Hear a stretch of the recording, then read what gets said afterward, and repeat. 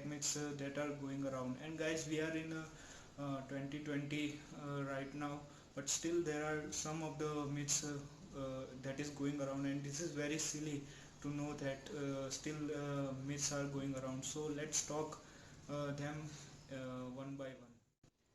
And the first myth is around the charging of the smartphone. Yes, nowadays we are getting a very good battery backup for a smartphone, and that's a very good thing. But many of the users believes that if we charge your phone overnight, then the battery might be damaged, or the battery backup will not be that great. But guys, one thing is note to that, whenever you will charge your smartphone, no matter how much percentage, how much time you will charge, 1 day, 2 day, you can put continuously your phone into charge. But once your phone is fully charged, it will not accept charge anymore. So even if you are using fast charger with your device and putting your phone to the overnight, then also it will not damage your smartphone battery, as long as you are using a good charger and does not do any tinkering around the smartphone and charger itself. It will be not going to harm your smartphone or battery or smartphone itself. So if you can if you have some time like that, emergency time, then you can put your phone to the overnight charging. That is not a bad thing to have, and it is not like that your smartphone will get blast, or your smartphone will be damaged. No, that's not anything like that. Another myth is around the smartphone fast charging. Yes, nowadays we are getting a very good fast charger at 18 watt, 20 watt, and even the 50 watt. Realme X2 Pro has that 50 watt fast charging, and that's really makes a difference. It is very good for the busy person. Whenever you are getting late, you just put your phone into charge for half an hour, and you are good to go. So that's a very good technology. In fact, I like the this technology 11 is very much in any of the smartphone. Like if you don't have a fast charging in today's smartphone, then I will be say it is a big loss. But one myth is going around: if you charge your smartphone with the fast charger, then it will be going to damage your battery. I would say yes, it is going to damage your battery, but in very long run and very minimum amount. So it will be not that much effective, or you won't notice that, because every 2 year or three you have to change your smartphone battery, and that is obvious. Every 2 or 3 year your smartphone battery will get damaged because of the continuous charge and discharge cycles. So using the fast charging technology, you are saving time. Yes, sometimes the heat will be generated while using the fast charging. That is why some of the smartphone manufacturers and also I do not recommend while charging the device, you should not you play games or use your phone. Put it in the idle condition, then let it charge your smartphone, then it will be good, and it will be charged very fast. So I don't think fast charging will damage your smartphone, because it is very good for your smartphone, and any brand does not if it was damageable to your smartphone, then why brands have included that, right? That's a big question. So I don't think smart fast charger will damage your smartphone and smartphone battery. Yes, you should see first charger itself while using it, because any third party charger and duplicate charger, especially the duplicate charger of the same brand, will damage your smartphone. So beware of that. But don't say like that smartphone fast charger will damage your smartphone battery. Another myth is going around with the smartphone amount of RAM that is being used in a smartphone. Yes, we are now seeing the 3 GB and even the 4 GB RAM in the budget segment smartphone also, and that's a good thing. More of a RAM, more amount of RAM, high amount of RAM, it is always good for your smartphone. But I think there is a limit. If you compare the two smartphone, one has that 8 GB of RAM and other one has a 10 GB of RAM, then you are not going to see any major performance difference between the both the devices. uh, because let's first talk about the function of RAM. What does RAM actually does in your smartphone, right?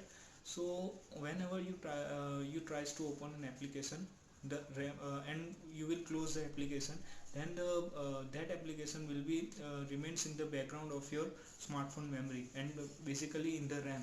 So technically more amount of RAM will store more amount of application in the background, so your smartphone processor don't have to reopen from the starting whenever you will restart the app. So that's a good thing, but I don't see buying a people 10 GB or even 12 GB of smartphone, because 12 GB RAM of smartphone, because I don't see any maximum. I would say smartphone RAM required is a 8 GB maximum. If you are, even if you are very hardcore gamer, then also only 8 GB of RAM smartphone is more than enough. For the normal user, I would say 4 GB of RAM, light users, only 4 GB of RAM is more than enough. If you are sort of heavy gamer, then go with the 6 GB or 8 GB of RAM. Yes, a more amount of RAM does help in the multitasking, so your smartphone will become smartphone performance become smoother.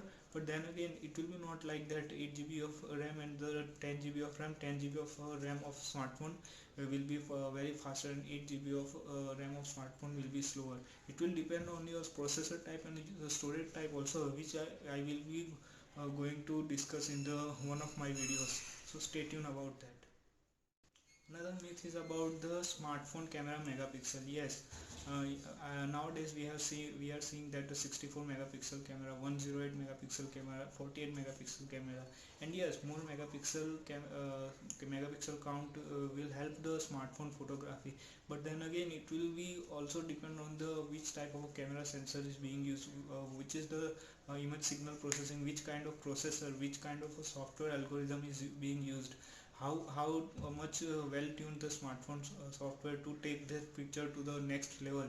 If you know guys, the Google Pixel, when the Google launched the first Pixel device, it was has just single camera, but then again it was at the top of the line in terms of the smartphone photography. So I would say yes, more megapixel like 64 megapixel does help in case of a pixel binning, like we are seeing right now.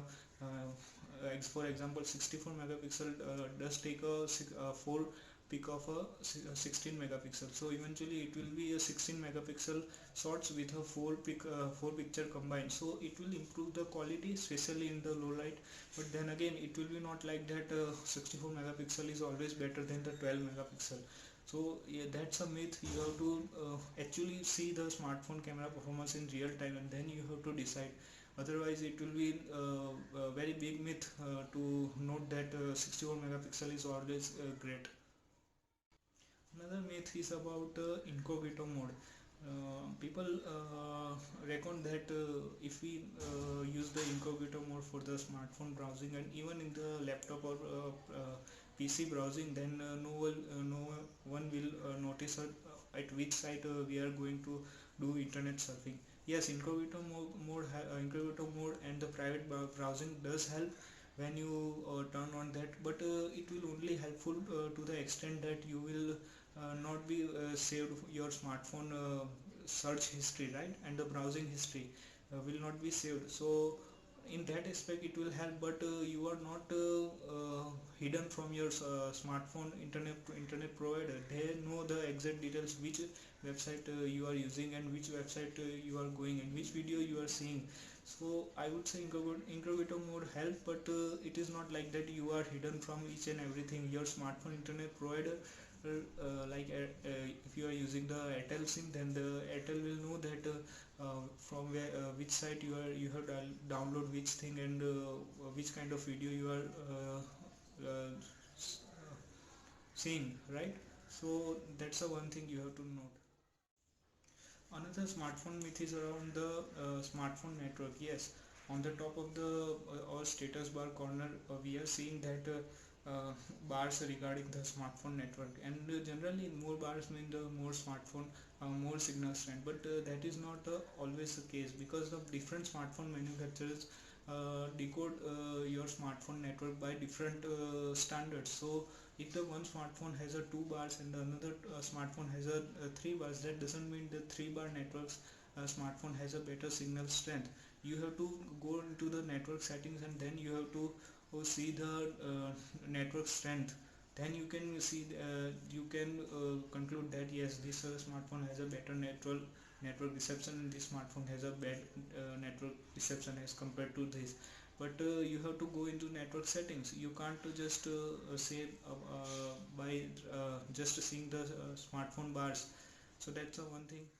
The myth is about the OIS and EIS in the smartphone. Yes, nowadays in the mid-range smartphone we are getting the EIS, and that's a really good feature to have. What does the EIS stand for is the electronic image stabilization. So whenever you will try to shoot a video, then it will stabilize your video by free from jitters and the shakiness. So in the terms of the video recording, in terms of video stability, it will be stabilize your video.